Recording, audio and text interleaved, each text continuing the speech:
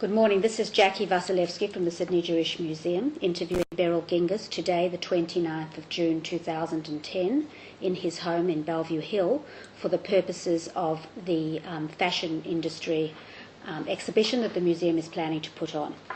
Berel, can you just tell me your name and spell it, please, for us? Berel Gingas, Berel Ginges. Thank you. And where and when were you born? I was born in Muswellbrook on the 10th of June 1930. Okay. And can you tell me, what did your father do for a living? My father's profession was a signwriter. He learnt that in a township in Bessarabia, which is now Moldavia, a township called Bendery. It's spelt Bendery. And when he ran with his family from Bendery at the time of the Russian Revolution, he settled in Tel Aviv, and he continued on with the profession that he'd learnt in Bendery. That was a signwriter in Tel Aviv.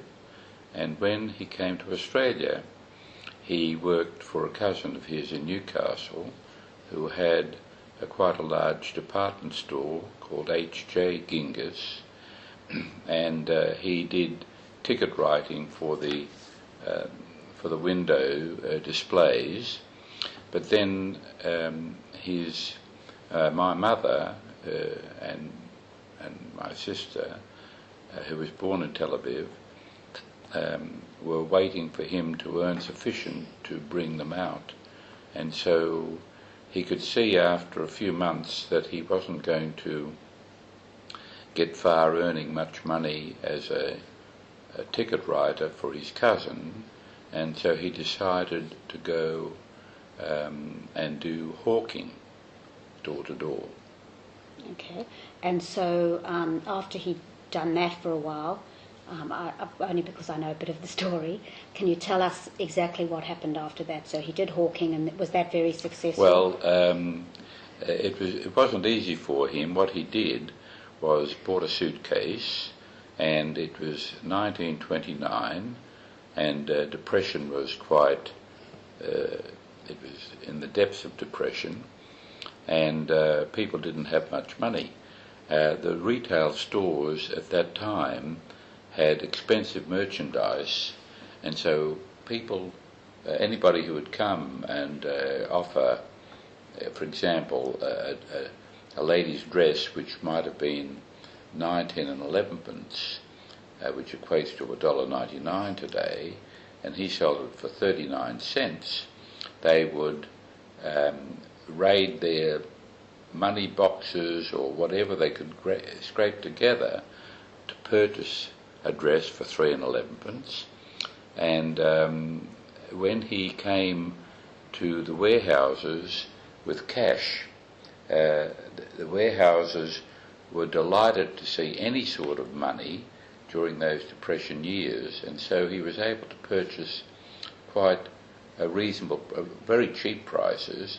And as I said, he started off with one suitcase, then he advanced to two, because the travel from Sydney to a country town, he had great difficulty in going back, 17 hours.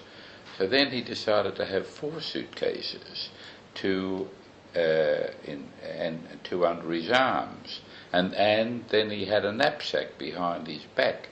So in the heat of the climate in the country, that's how he earned a living. He told me the story once about his difficulty with language. He didn't know much in language, but he knew when he knocked on the door of a homestead, it was wrong to just open up the suitcase and sell merchandise from the suitcase. So he knocked on the door, and so the story goes that a lady in a negligee came to the door. He was a young man, and a good-looking young man, and she said, good morning, and he nodded, and she said, it was a beautiful sunny day, and she said to him, do you think it'll rain today? And he said, possible, possible. It didn't look like rain at all, but he knew the word possible. And then she said to him, oh, at that time King George V was on his deathbed, and it didn't look very hopeful that he would live. And she asked him, do you think the king will live? He said, impossible, impossible. So with those two words, he struck up that sort of conversation. He knew two words, so then he could see that she was ready for to look at what he had in his suitcase. And of course, he battled on like that. He advanced to well, he liked Narrabri. When he did many country towns. As I said, I was born in Muswellbrook, and the place I was born was a Chinese laundry establishment, where that laundry used to do the laundry for the hospital in Muswellbrook. But the man, the Chinese gentleman, he made a boarding house out of it, and that's where when he saved sufficient for Mum to come out, a year or so later I was born, and he then went to Narrabri. The reason he liked Narrabri was, first of all, the people were very friendly.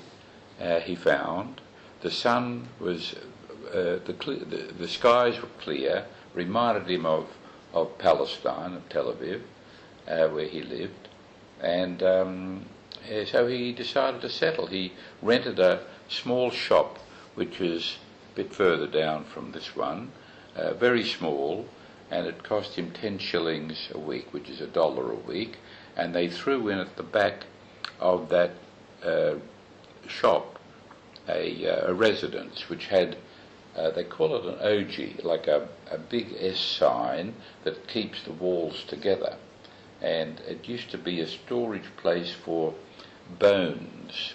People used to collect bones in bags, and I can somehow still smell those bones.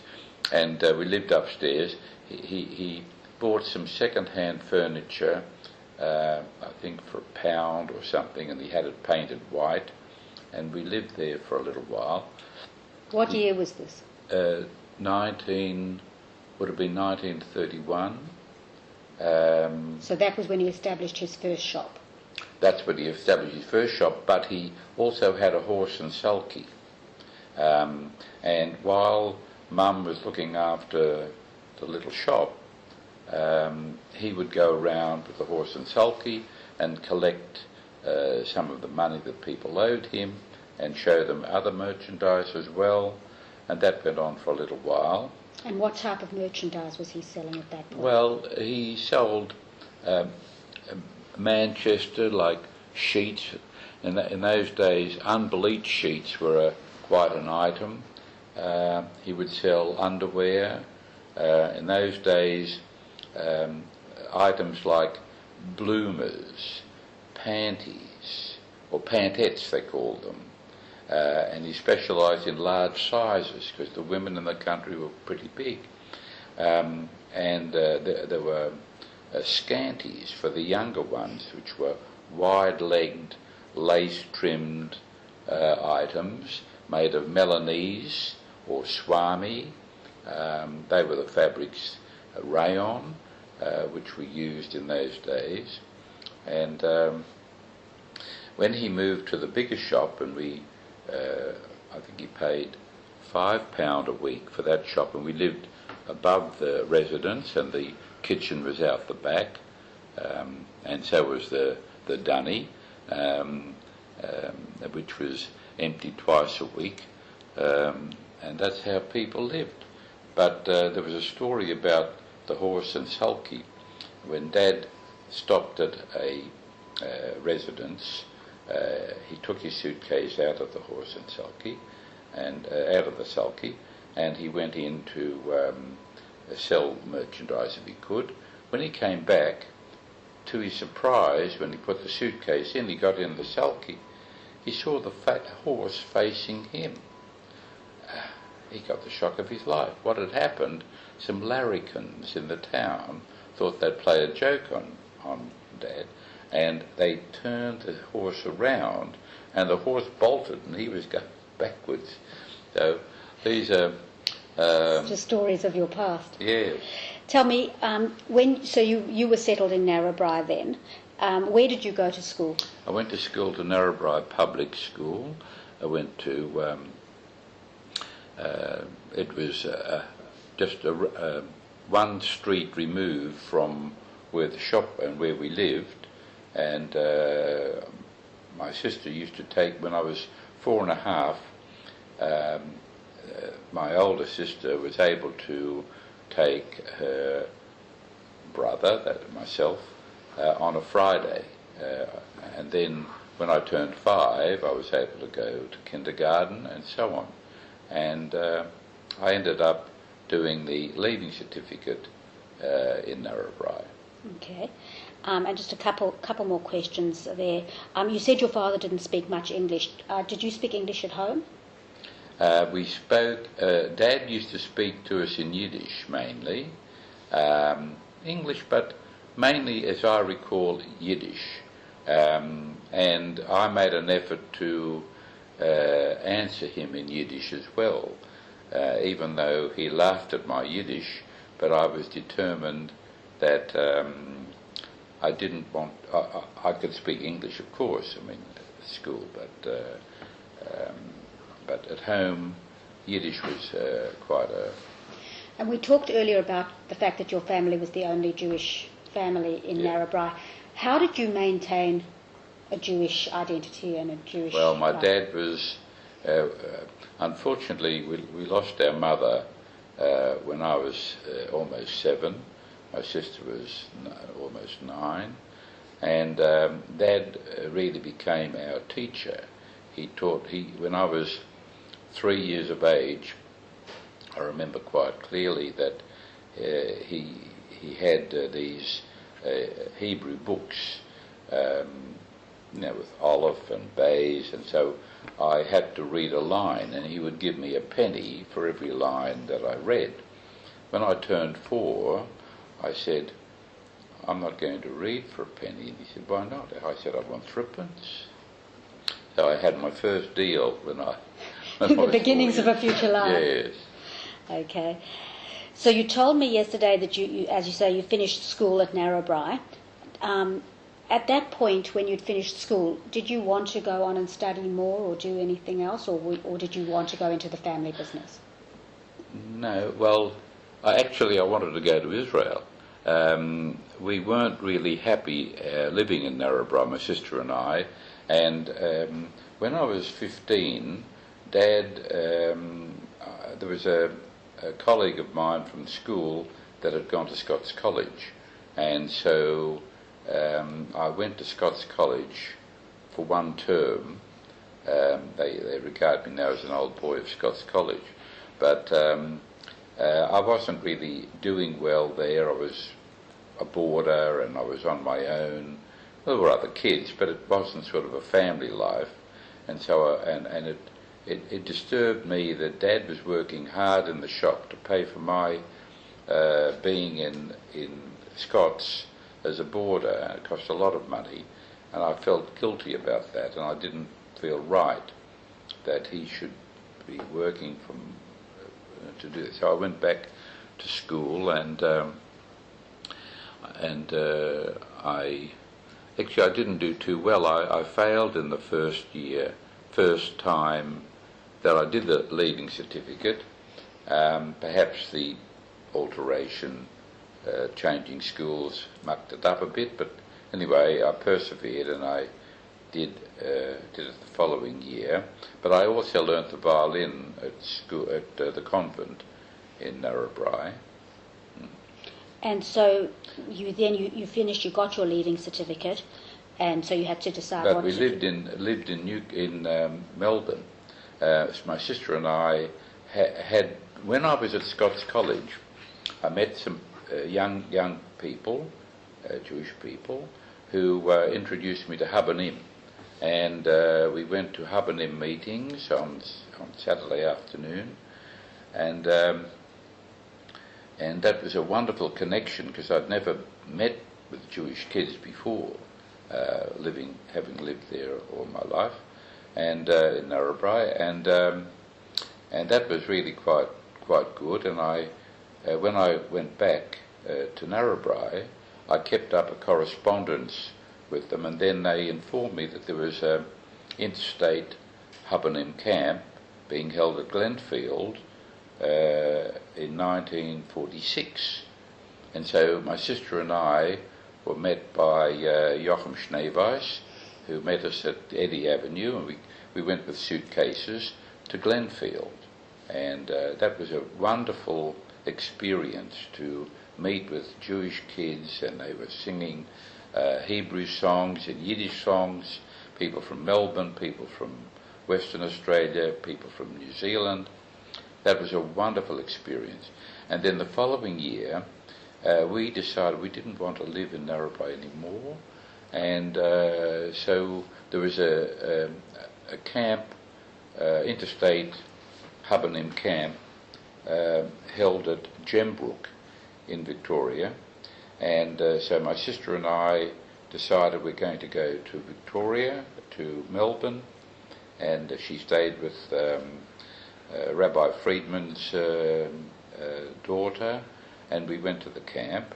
And then after that, Seema got a job with J&F, and I got a job at Foy and Gibson's in the shipping department. And we lived there for 6 months. Well, it was the most wonderful 6 months. And Dad could see that it's no point in living in Narrabri without his children.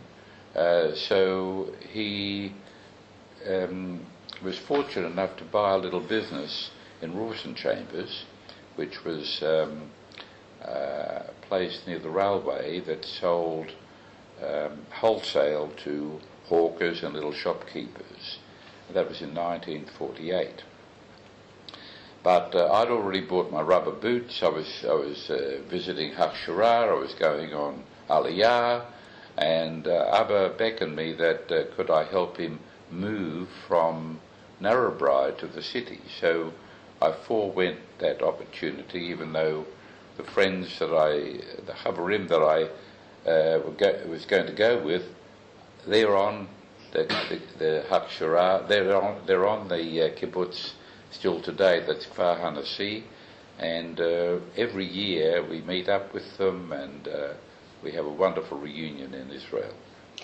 Okay, so your father moved to the city and you decided just to start working with him and help him. Yes, I was working with him, I helped him, and I've worked with him for 17 years. Okay, and what were you doing with him exactly? What was your task? Well, he would buy the merchandise.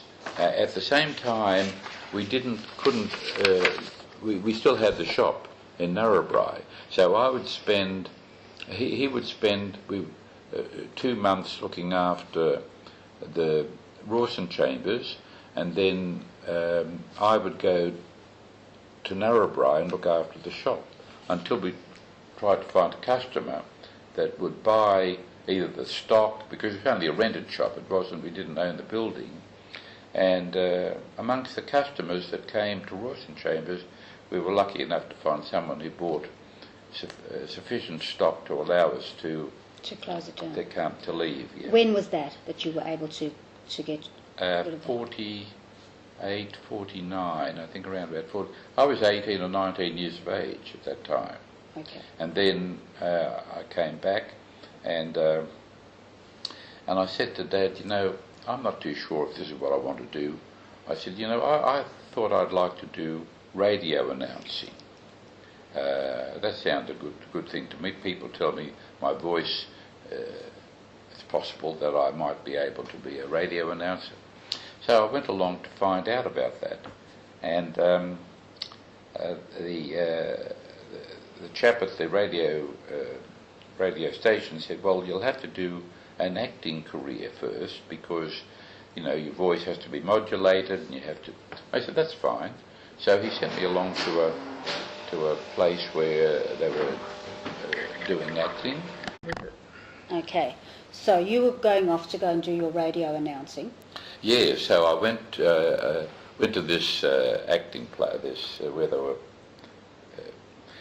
They said, it's just opportune that you came. We've got a wonderful part for you. So, I said, that sounds promising. So come in, and they asked me to lie on the floor with my arms outstretched. Oh, okay, I did what I was told. It's not a speaking part, but you're Jesus Christ. I said, well, I went back to Dad. I said, I think I'll probably give that up for a while. And so I used to serve the customers, and people would come in from the country, or hawkers, little shopkeepers. At that time, after the war, merchandise was very difficult to come by. I was going to say, where did you actually get the merchandise for your business? Well, from Sydney, but Melbourne as well. There were people who came after the war, brought some knitting machines with them, and they started up a sock factory or a knitwear factory. In those days, yarn was very difficult to get hold of, and even if you had socks that were stripes, they were, let's say 48 shillings a dozen. So 4 shillings a pair of socks. We'd sell it for 54 shillings a dozen. And we were lucky to get 20 dozen. Someone wanted to buy the lot, but we had to share it out. 2 dozen for this customer, 2 dozen for that customer. It was very difficult in the beginning because you couldn't get, not easy to get merchandise.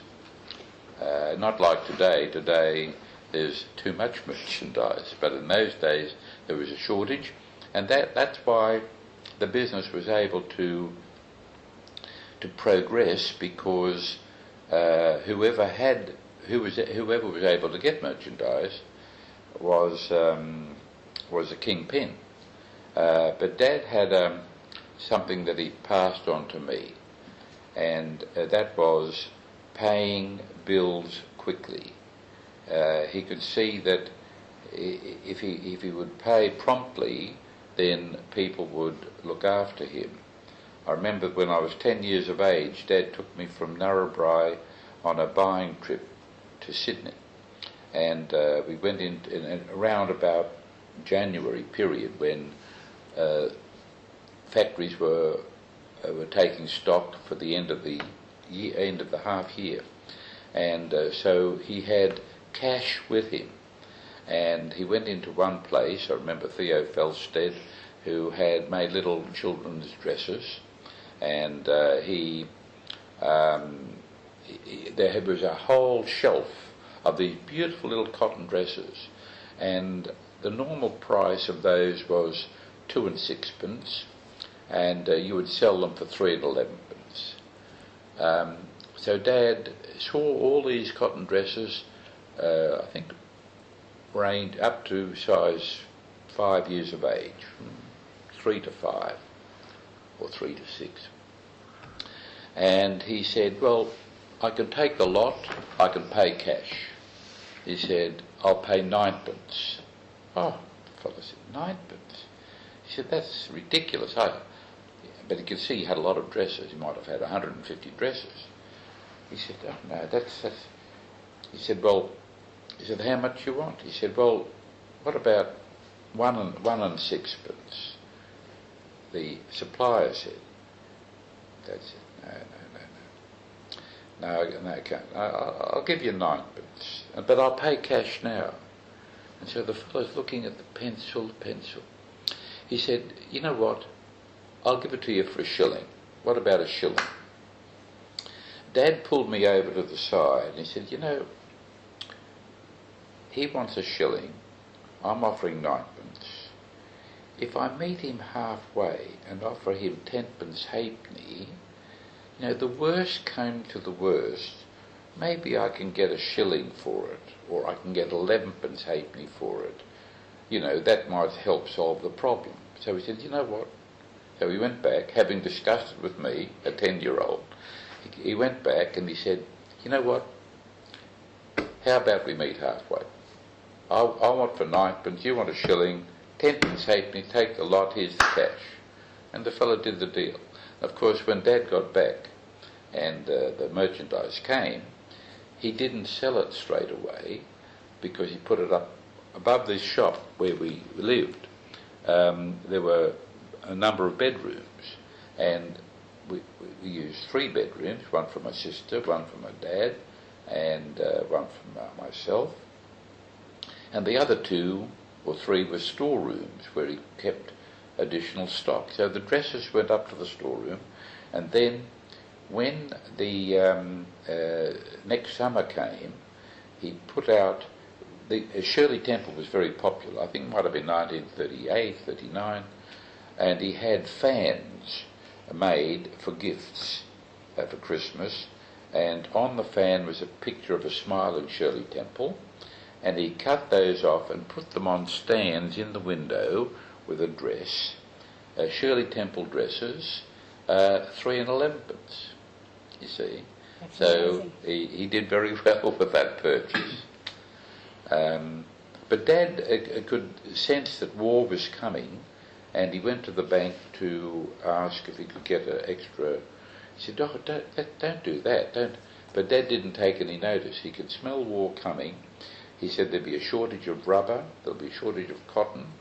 So he filled up the rooms with towels, elastic, all sorts of things that he knew could be in shortage. He really was a forward thinker, wasn't he? He was, very forward thinker. And even though I told you about the cup that I won as a... No. Can I just show you for a moment? Absolutely. Presented me with that because I'd won in that particular year. That was the first time ever that a cup was ever given for public speaking there. He was a very innovative mayor. He had the picture theatre and so on. But so your dad wrote the speech in Yiddish and you translated it? Yes, because on the 24th of May every year, it was Empire Day, and they used to have Empire Day speech contests. And so I had a glass of water. The speech only lasted 2.5 minutes or something like that. But the topic might have been, what is the future of Australia? What is the future of the sheep industry or the wheat industry? And Dad would write the speech, and I would learn it off by heart. And then I organised with the fellows that after a minute of speech I'd take a sip of water, and then the kids would The kids would clap? Well, the kids, you would have your glass of water. Yeah, I'd have a sip of water, and the kids would cheer, because I've seen Churchill or somebody do that, and they thought, oh, well, I mean, you know... Great speaker. Great speaker. Nobody else clapped in the middle of it. So I organised that amongst some of my friends. Whether I deserved to win the speech or not, but I won it. But as I say, all the possessions that I have, I would prize that. That would be my most valuable prize. That's wonderful to know. So getting back to your career in the fashion industry as such. So you were working with your father for 17 years, and you were helping him in that business. Yes, but before that, I used to help in the shop in Narrabri, and in Narrabri we used to sell fabrics which you don't hear of today, like Bemberg silk, crepe de chine,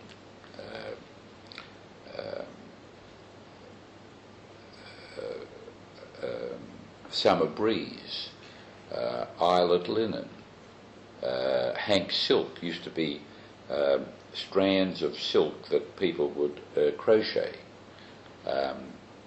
and as I said before, like there was.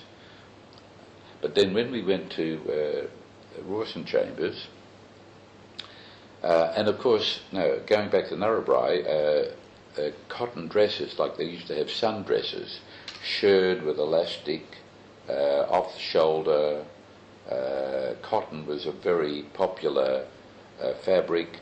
I remember the town used to have balls for different, like the hospital ball, the policeman's ball. There were 2 or 3 of those in the town hall during the course of a year, and the girls would buy lovely lemon or pink or that long sort of dresses. I don't think nylon was sort of around then. I think that was later. Nylon came later, yes. With anyway, when we went to Rawson Chambers, Osti came out with nylon underwear, and that was a very big item. There were people like Emstra used to make. They had a factory in Junee that made fleecy pyjamas and fleecy night dresses. You remember this stuff? Your parents were in this? My grandparents were in this industry, but in South Africa. I see. Okay. So it's a very similar sort of story. Very similar. Yes. Yeah. So. So you sourced your goods from companies like that who were making all these made items. in Australia, but there would be people like Nile Industries who would import tablecloths from other countries, and because Dad was quite a prompt payer, and not only that, I went to Dad after I'd opened my business, and I said to Dad, because Dad was very upset that I'd left him, but I said to Dad, you know, I'm so grateful for what you've given me. Dad thought I was talking about money. He didn't give me anything. He said, I gave you nothing. I said, Dad, Abba, I used to call him Abba. I said, you have given me experience that I couldn't buy for money. That's right. Because all easy things he liked to do. For example, a crate of a box of tablecloths arrived in Rawson Chambers. Dad would get a hammer, open it up and count them. He had the invoice, count them, and he asked me to count them. He said, how many are there? I counted them. I said, 21 dozen. He said, are you sure? Count them again. I counted them again, 21 dozen. He said, well, that's what I counted, but the invoice says 20 dozen. He couldn't get to the phone fast enough to ring up Joe Abood, who he dealt with since Joe was 11 years of age when Dad went hawking, and he said, Joe, send me an invoice for another dozen tablecloths. They came from China or somewhere. Joe wouldn't have even had a clue that carton, he didn't pack the carton, it came from overseas. But Dad liked to be able to, if they were short, then he'd get me to tell them they were short.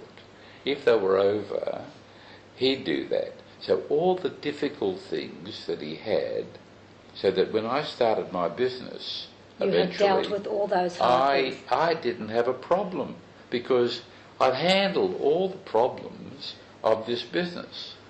You know, there was nothing that...